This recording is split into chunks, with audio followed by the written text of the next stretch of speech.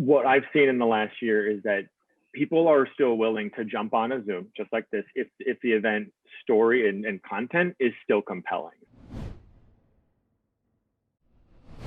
One of the things I've been kind of reflecting on is how much we've had to change the level of engagement. And, because we operate in that financial software and, because so many businesses have just been completely, impacted by all of this stuff, the way we were engaging really switched to kind of webinars and all of that, of course, but it was more about us showing up as a kind of a trusted authority. And it was more about bringing expertise, subject matter expertise, and really real practical problem solving and how to navigate tax returns and VAT and things like that. So it was less about kind of product marketing and things like that to more real engagement and support. And that has in some ways become a business catalyst for us, because then that has led to opportunity for new customer acquisition and things like that, but mostly from the idea of showing up as kind of a trusted advisor, trusted counsel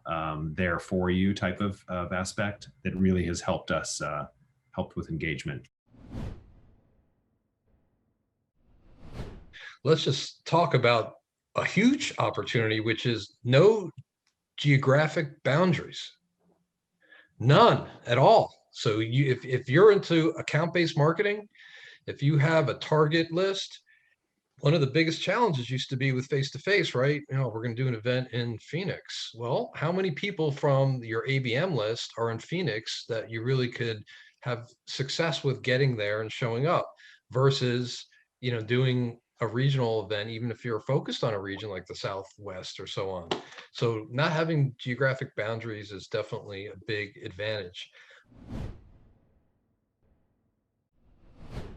I think that we cannot forget the importance of the feeling of community.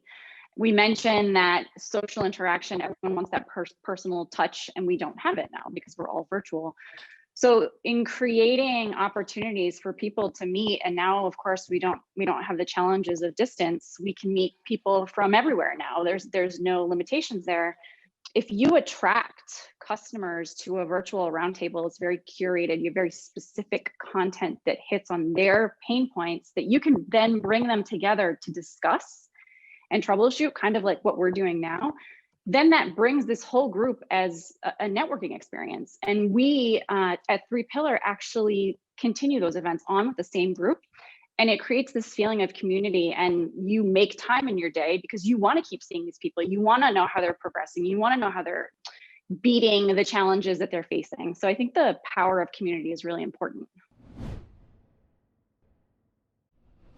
I always think about what is my business goal, and then the business goal should drive the kind of events that you want to host.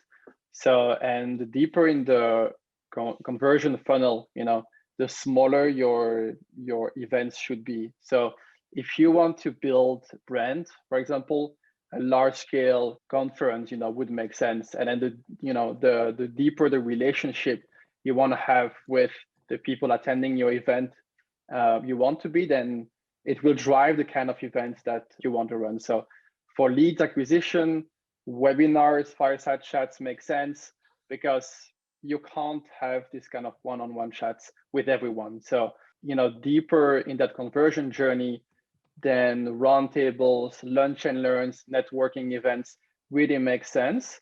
And they're not meant to be scalable, actually. They're really meant to be, 20 people max, I would say, and then being able to really engage and interact with hopefully every single person at that event.